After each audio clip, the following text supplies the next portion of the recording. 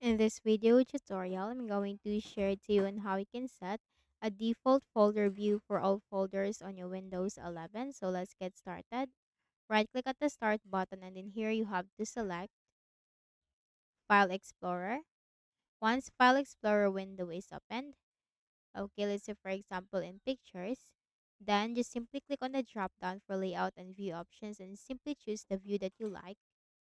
And then once done, click on the three dots on the top right on the top, and then you have to simply click on options.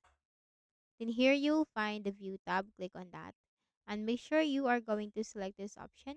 You can apply this view such as details or icons to all folders of this type.